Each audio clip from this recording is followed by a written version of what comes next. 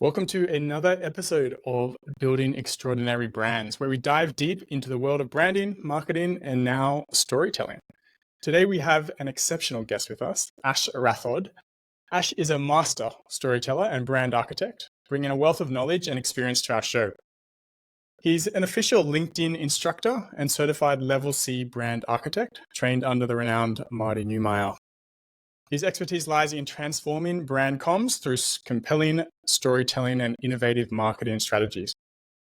In this episode, we're going to explore how storytelling can be used for brand comms and activation, with Ash sharing some insights from his acclaimed 6P framework, offering practical advice and real-world examples to help elevate your brand's narrative. So some of the key points we're going to cover. Number one, the importance of storytelling, like what it is, how it works in brand comms in that context, how to actually activate your brand through storytelling, and Ash's 6P framework and how you can apply it for your brand strategy, and much more. So welcome to the show, Ash. Ash, I don't hear you. I don't know why.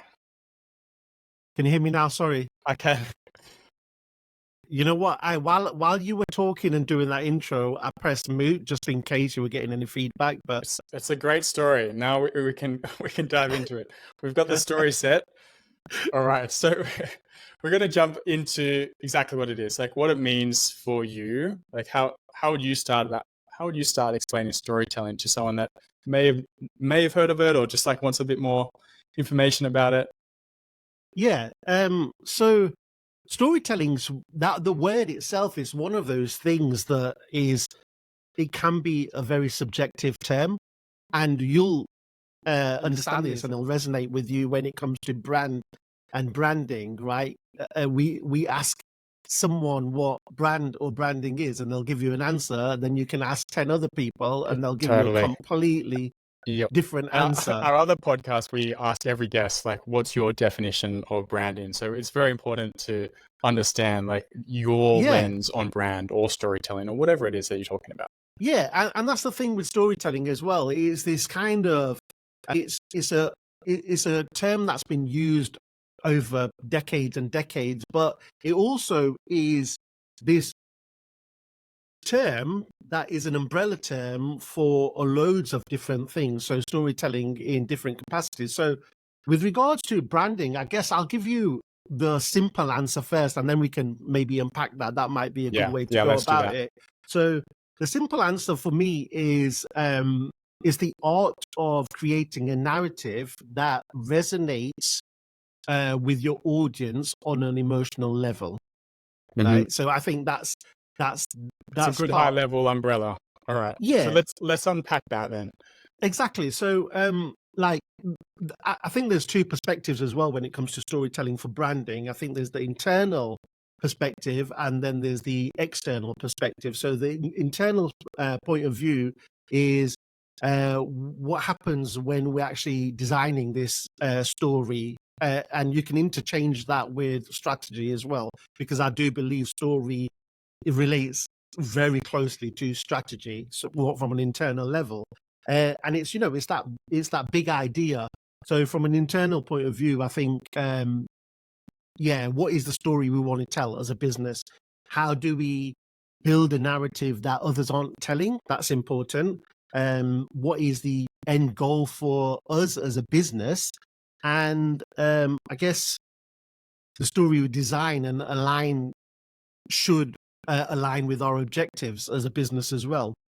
So that's like the internal part. That's the, identifying the story that a business wants to communicate for the business point of view.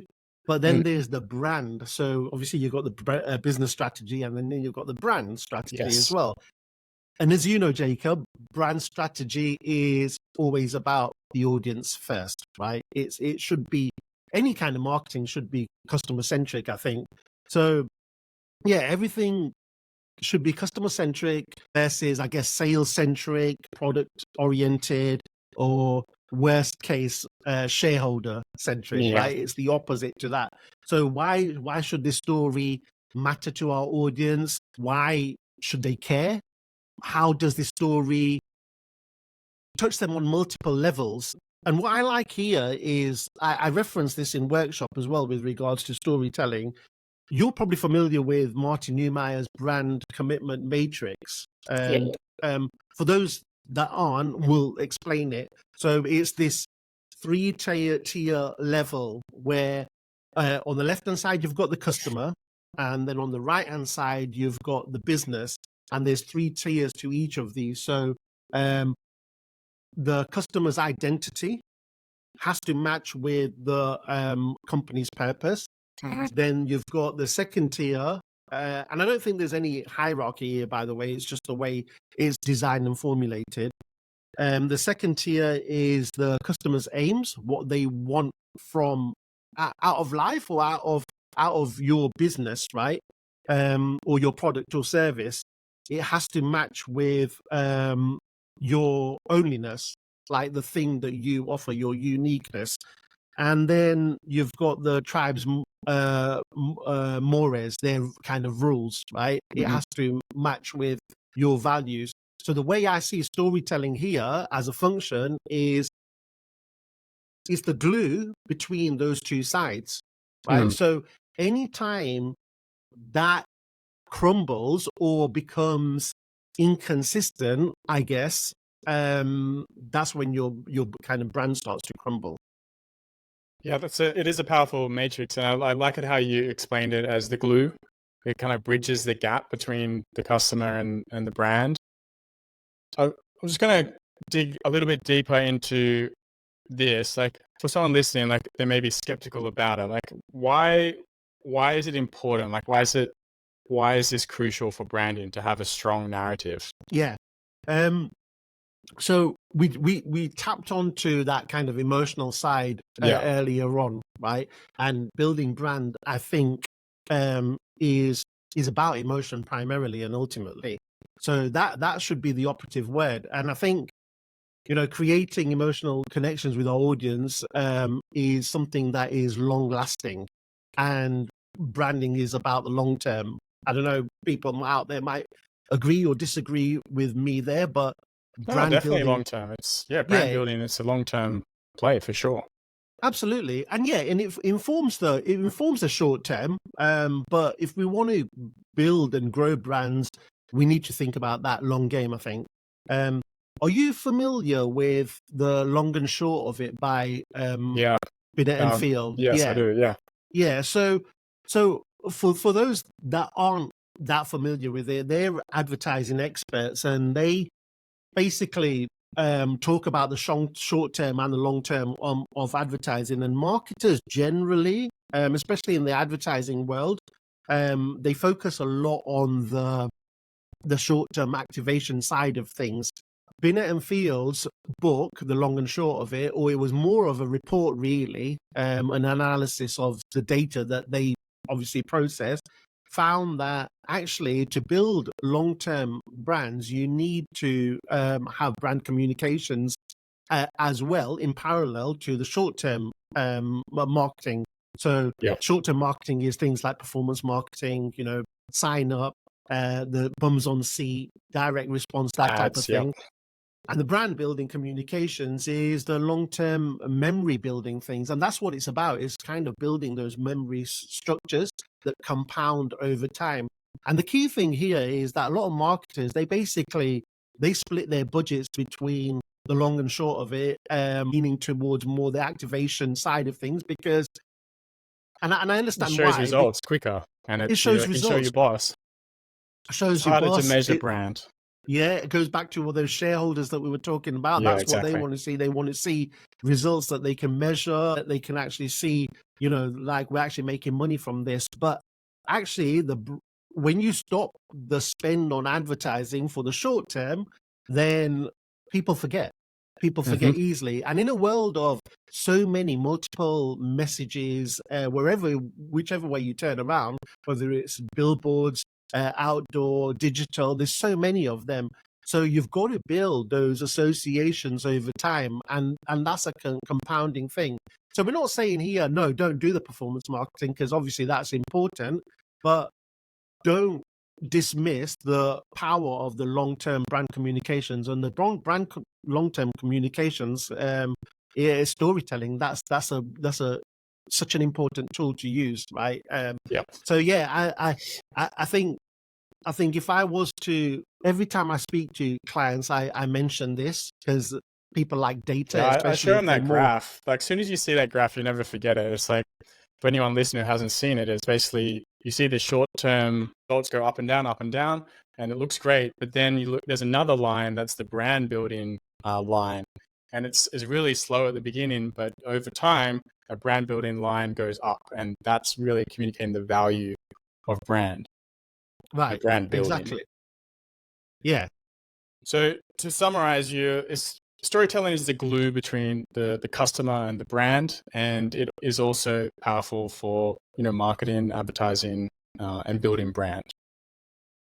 Absolutely, yeah, and I think it's important to say that storytelling isn't just something that can be used as right. If we rely heavily on the communication side of this and do storytelling really well, then that's all we need to do. It's so many different components involved in brand building, and I'm sure we're going to touch on that. Yeah, Later on. now that we've defined, a little bit what it is and the value of it, we're going to, talk about the impact that it will have on brands a little bit, and we can talk about some examples of what storytelling, how it's used, and then we can talk about how to activate it in, our brands to use this knowledge. So yeah, so I think the impact it has on what we do as a business and our communications. Brand, I feel, is, I mentioned it's a little bit. It's more than, as you well know, it's more than just a visual communications, and it's more than storytelling as well. It's all of those things your customers see, yes, but feel, hear, and experience as well. And storytelling could be a huge part of that. So, like, how do we deliver the value to our customers and our audience? Like, what are we proposing to improve their life, and why should they? Why should they listen to us? And it's that perception that kind of, I guess, we're trying to shape in their yeah, hearts and minds, right? So this could be a number of things. It could be like functional. It could be social, and it could be emotional. To take from strategizer's value proposition canvas, like you want to focus on all of these jobs that your customer needs to get done. And then when you speak through that, whether it's visual communication or your stories and your words and your tone of voice, then you're using all of these tools in unison to build that bigger picture. So yeah, I'm not that familiar with actually Strategizer's framework. Could you explain that one a little bit further? Say that again. I'm not that familiar with Strategizer's framework that you just mentioned. Can you just share a Yeah, I little bit think more on it that? comes from Clayton Christensen originally. In that, it's the jobs to be done framework. So, Okay. someone's job, when you consider your audience, like you always think about the functional jobs that they're trying to get done, right? Like if you have a product or a service, you have an example that I use is a functional job for a watchmaker is that the audience needs to tell the time. That's Okay. simple, right? Yes. That's a functional job. But then you have companies like Rolex, and no one buys a Rolex to tell the time, right? Mhm. It's a social job that Social they're trying status. to get done. Yeah, it's how they're perceived. And then an emotional one is another example. Let's stick with the watches.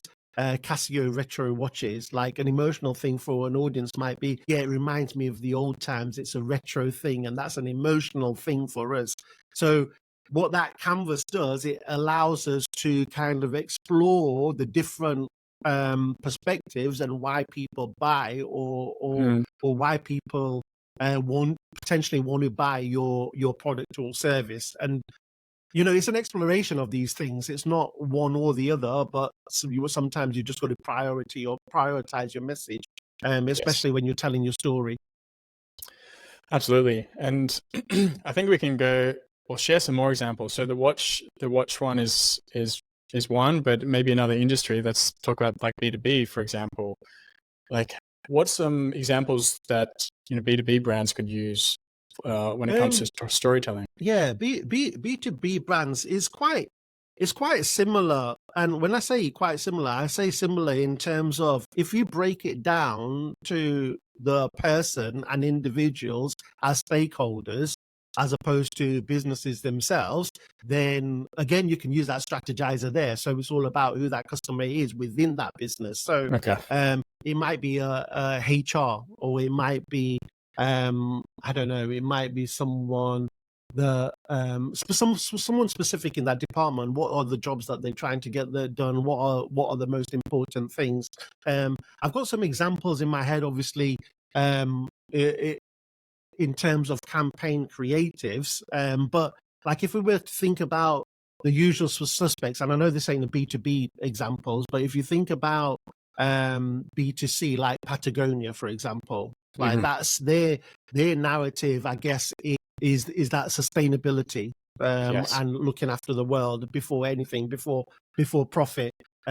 Apple's a great one. It's a usual suspect, isn't it? Yeah. But their narrative is like how they highlight their products that empower creativity, for example. That's the bigger narrative, and there's different stories within that.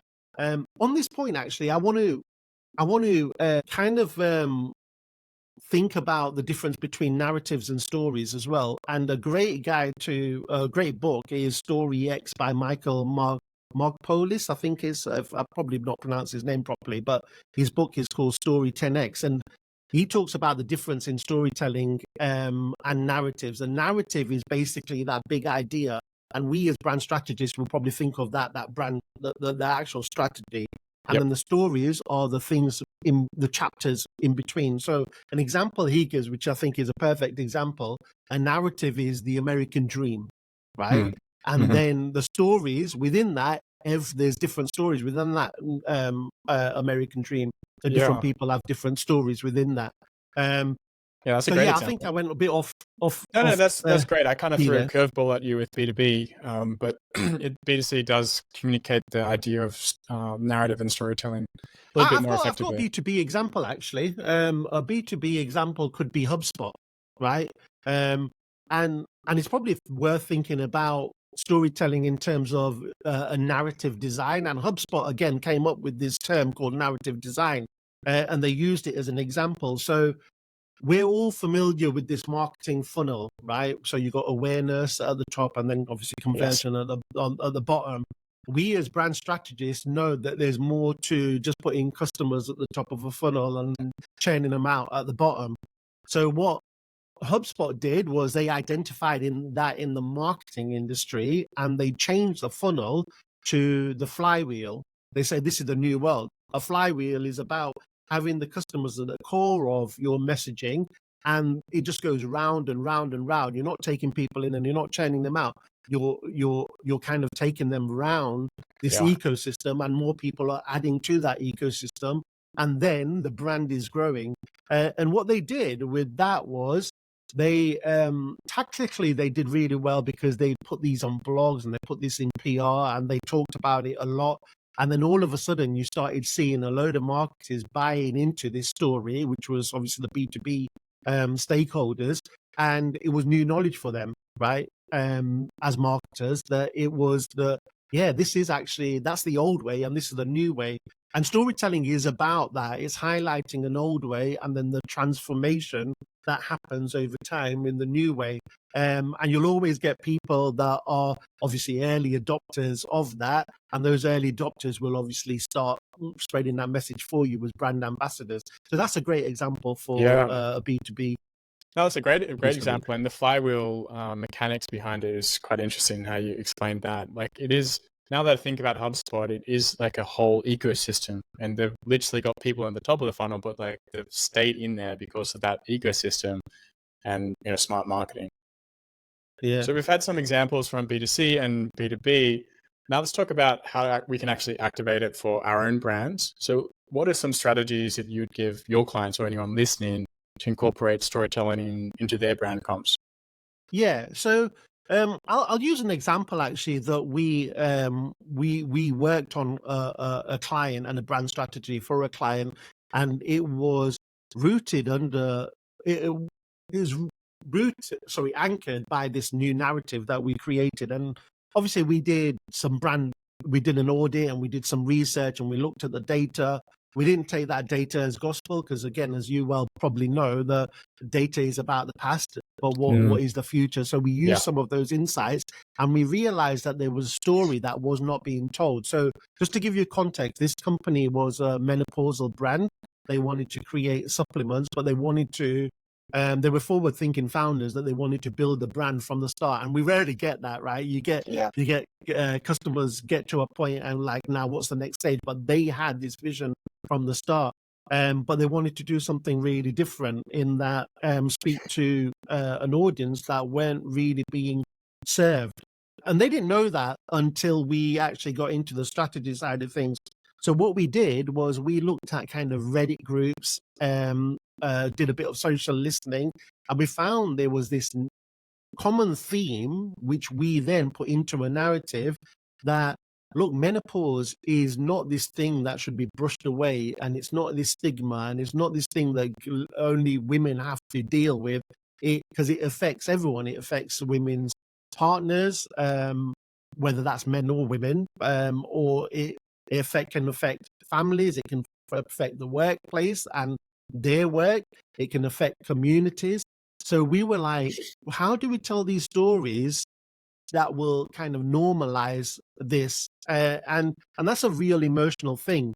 So that's what we did. We created these stories. Like our narrative was that, you know, everyone's life has a different chapter, and kind of menopause is the second chapter, right, of your life, and it's a new beginning. It doesn't have to be this thing that, all right, that's it, I'm done, I've got to that age and like everything's downhill from now. No, actually, you've got to get through this hard thing, which is hard, right, because your body's changing. But if we normalize it, you can get people to help you and support you in the right way. And what actually happened then with that was the they got investment out of that strategy and that story and that narrative. And within 18 months, they rolled out to over 300 stores in the UK. I don't know whether you're familiar with Boots. The big pharmacy brand. Yeah. Do you have that in Australia? Do you have Boots in No, Australia? no, we don't. But I've been to the UK a few times. Yeah. Yeah. So 300 stores, and then it's like, you know, it's ongoing, and that was within 18 months because the power of the narrative and story. Yeah. So just dissecting that a little bit, I think that's a great example you've shared. But to get to that, you've actually used insights from the data, right? That you've gone and researched and created an informed strategy on how to tell the right story based on consumer insights, right? Like you've gone and figured out some things by talking, observing, and then gone and created a story that's actually authentic to the brand and the customer and highly relevant as well, which gives it legs, right? And it connects with the customer. So to tie this back to, you know, what storytelling is and the impact of it, like this is a great example because it is that glue, like connecting the strategy to the customer, and it's relevant, and it actually makes them, you know, feel better about it. I think you make a great point that often people forget about. It is the relevant side of it. It has to be relevant, and what's relevant today might not be relevant tomorrow for your audience. So storytelling, just like strategy, is not this one thing that's done and dusted, and you keep telling that the same stories. You might have that big narrative that you keep, you know, as almost guardrails, but the stories within change because people change. There's different perspectives, there's different characters in that story. Times change. You know, you've got an example is AI. Who would have predicted the fast growth of AI? So you've got to then start kind of revisiting these stories and that narrative and like say, how can we'll tell these stories in a different way and still be relevant and keep relevant, because that's the key thing. Because if you're not relevant, then someone else will come in and be relevant for that audience. Yeah. So how important do you think relevance and authenticity is in storytelling? Is that essential? Hugely essential. I mean, I guess I have one word here, and that is trust. Yeah. Right? That's what, like, exactly. relevance and authenticity. It's like, I mean, just generally building connection with people. It's all about trust. And when you lose that, I think you lose your audience. Yeah. You lose your customers. You lose your employees. You lose all those people that believed in that story at the start. So um, when you stop being authentic, or there's no conviction from the start that the story within that, within that marketing department, and when you're doing the strategy, if people aren't born into it, they're not going to communicate this for the long term, and sooner or later those wheels will fall off, right? Yeah. You can't say when, but they will fall off, because it's actually easy to be authentic if you've bought into it from the start. Like if you believe it from the start and you've got that conviction, it's quite easy to be authentic.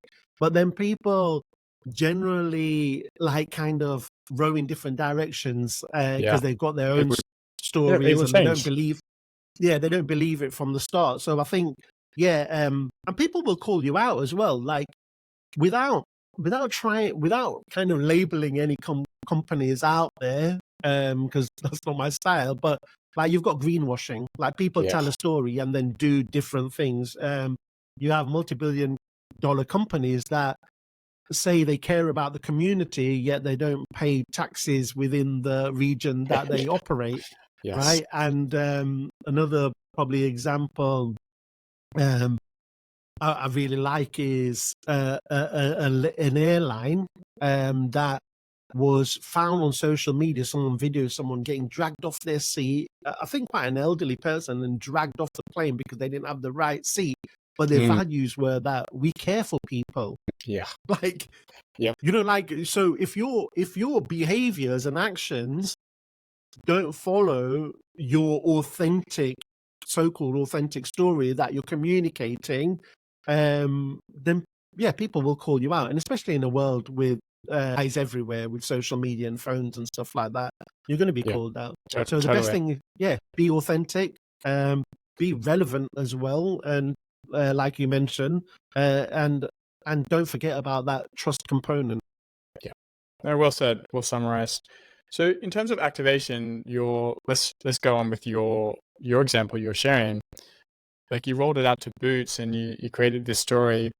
Like what advice would you give to people trying to activate their narrative and story? Yeah, I think going back to that, the example, the HubSpot example, is a good one, because what you do is you identify a story, but then you document that story as well. And what they did was document it in everything that they did. So the marketing people did events, they spoke to people, they documented it and timestamped it in terms of a blog. So they were the first to do this, name it as something different as well. So HubSpot obviously named it the flywheel. So it's harder for people then to copy. So if someone else then starts talking about the flywheel, you're kind of always the first to do it. Now, I'm not saying just because you're the first, you're going to succeed.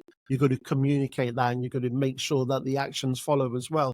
Yeah, and I think that's generally how you do it. You got to be consistent with your messaging, and you got to keep at it. There's a famous saying. I need to, because I reference it a lot, and I never look at who actually said it, but it was something like, when you're bored of your story or your marketing as a marketer, because you can get bored of your messaging sometimes, and you're thinking you're saying the same thing again and again. Yeah. That means that's not the time to stop. Yeah. And that's not the time to stop. That's the time to double down on it. Like, because that's just when your audience is actually getting it. Yeah. So activation. If you're getting bored of it, it means your audience is just starting to see it, more or less. Where did I see this? I think it was Mark Ritson who goes on about this. Yeah. Yeah. But he's probably quoting someone else as well. Yeah, he's the author, one of the main authorities in marketing. Absolutely. Yep. Okay, cool. So we've talked about activating and some examples. It's kind of left field, but are you familiar with like Donald Miller's story brand? I am, yeah. You know what? Funnily enough, I've not actually read the story brand itself, but I've seen obviously lots of stuff within the story brand, like frameworks and templates and stuff like that, and interviews and stuff. Yeah. Yeah. Okay. Yeah, I read that book, and it's one of the best books I think I've read on storytelling, and he just Donna Miller has a great knack for simplifying concepts, like complex concepts, and just distilling it down to something like pure and simple that you can apply in a business sense. He talks about it more in like a digital website kind of narrative, but I used it for our website, and it really helped me understand storytelling. And that's when I first came across, like, the whole hero and the movie and all of that, which is a whole other thing. Donald Miller aside, I know you have your own framework, 6P framework that you use. On that note, actually, when you talked about movies, so all of these frameworks generally come from a number of sources. There's Freytag's pyramid tag, where you've got the kind of the current situation, the conflict, and the resolution, or the denouement, is what they call it. Then you've got Joseph Campbell's hero's journey, which is obviously that's heavily influenced Donald Miller. That's where Joseph Campbell's work actually really has massively influenced me. So my background is when I was at university, I did script writing. That's what I specialized in. So I did media communications, but I specialized in my final dissertation was actually a 90-minute film script. And I was just a film buff and geek. I loved my films. I loved reading scripts as much as I actually loved watching films as well. So I got an idea of how the scripts were written and how stories were told. So I borrowed off that experience and that knowledge a lot, including Joseph Campbell, and created this 6P framework that you just mentioned that I've used for over, I don't know, at least 10 years within my agency, and it has different use cases. So different use cases, when I mean different use cases, it kind of for research, for sales, for sales calls and things, and obviously we'll get into it, and you'll see how. Let's talk about like what it is, what it's for, how you use it. I'm sure you can talk a lot about it, so I'll let you run with it for a while, and we'll go. All right, so obviously I've not got a slide, so you're going to have to visualize it. A lot of your audiences are visual people, I would imagine, so hopefully that won't be too hard. But so imagine if you're seeing a view of a land that goes from one side, and there's a valley dip to the other side, which is then ends up being higher than the original side. And then you imagine a person on that side facing that value. So there's a side view, right? Mm-hmm. Then what we do is we split that up into 6 sections, hence the 6P. And the P is each of those sections are labeled with a word starting with P. So I'll go through all of them. So the first part is the protagonist. Mm-hmm. So that is the central character. And again, you mentioned Donald Miller's brand story. And I think that kind of it's very similar. It follows exactly. Yeah, and then you have a present state. So that's the next stage. So obviously you've got the character, who is it? You do the customer design, and the present state is like, where are they? What category do they? What category are they in? What's happening currently in that industry? And then you have the problem state, because they want to get somewhere, and this is where the value starts dipping. Like they know that they need to get somewhere. They have some problems. What is that problem? And in strategy, what we do is we got to make sure we're framing that problem correctly, because we know that if you don't frame the problem correctly, you're going to get an incorrect solution out of it, right? So it's that exploration of that. And then the pit state is the bottom of the valley, like the emotional side to it. And the emotional in terms of the darkness. It could be, it could be like, how does this impact the business? What if this doesn't work? How does it impact, more importantly, the customers within the business or the communities? If we didn't exist, what is the bad alternative? Right. Yes. And hopefully that will help rally your team and rally investors and ambassadors of the brand or the business objectives. And then you got the progress state is like, okay, so now how do we help these customers? How do we help the community move to the other side? And so that's the progress state. And then that's the penultimate stage. And then the last stage is the power state, which is that new world, that transformation, that right now I'm a changed person or I'm a changed business. That was the old way on that side of the valley, and now we're on the new way. Yeah. So like plug into that HubSpot example, the old way and the new way. Yeah, no, I love that. And I'm kind of picturing, because I know the Donald Miller's story brand, I'm more familiar with that. I'm kind of like mapping it to my knowledge of it as well. Is it similar, his framework? It's very similar, but he frames it in like a business context. So that's what I found it more interesting, because like the hero's journey is, I can't remember exactly the framework, like context of that. Movies, is it? It's movies, and and I think the example that they use is Star Wars. So you've got Luke Skywalker as the hero, and you've got Obi-Wan Kenobi as the supporting actor and stuff. Yeah, but if you use that analogy, like your customer is Luke Skywalker, right, and you are Obi-Wan Kenobi, and you're supporting them. So the protagonist in this sense is always going to be your customer. But what I'm saying is, with that 6P framework, it has different use cases, and you can use it for different things. And again, as well as me, there are no frameworks to brand strategy. Like, in fact, the best strategy comes from a way of thinking versus off-the-shelf framework. So what I encourage people to do is use these frameworks as tools to almost like as a springboard and explore different ideas.